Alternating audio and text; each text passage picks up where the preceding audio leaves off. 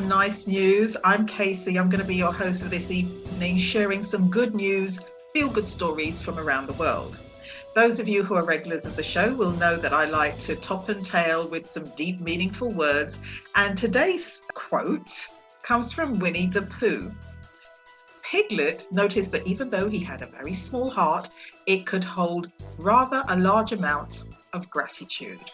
That's something we've spoken about on the show.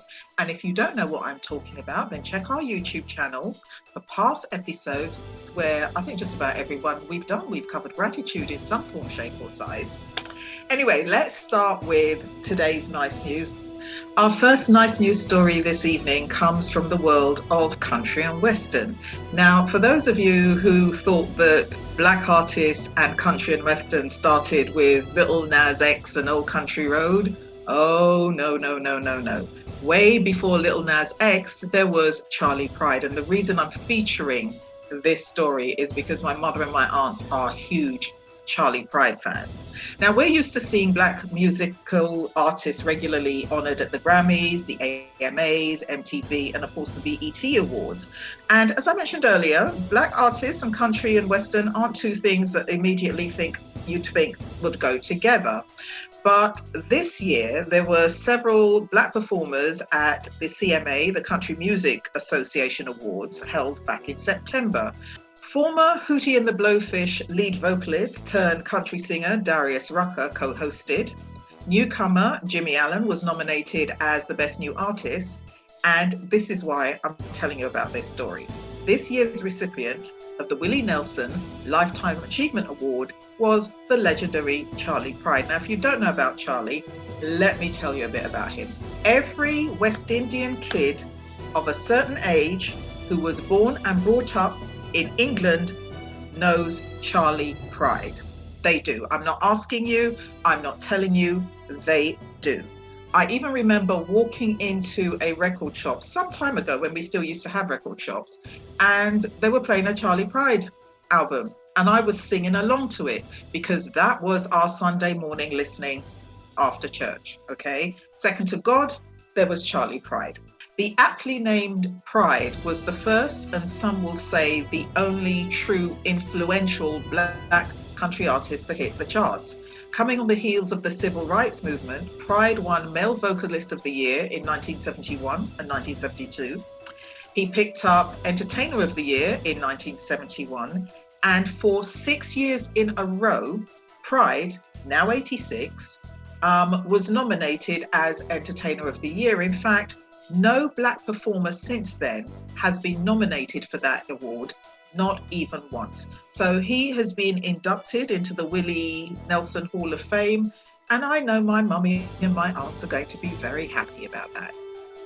Our second nice news story comes from somebody that we've mentioned on the show before, and quite rightly.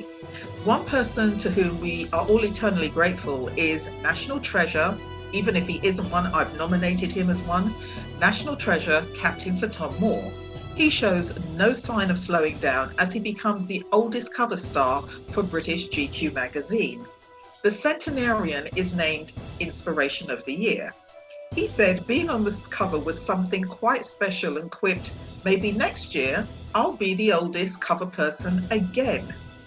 GQ editor Dylan Jones says, if this year shows us anything, it is that hope can come from the places you wouldn't expect.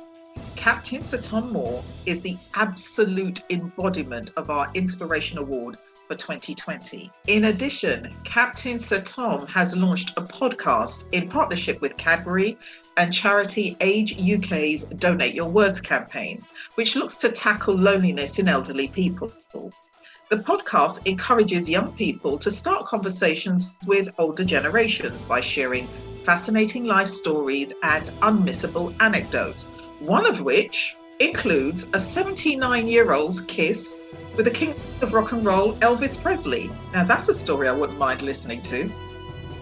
Our third nice news story is one that absolutely had me chuckling, because you know I like to look for stories for you that are not just a feel-good factor, but one that will make you laugh as well.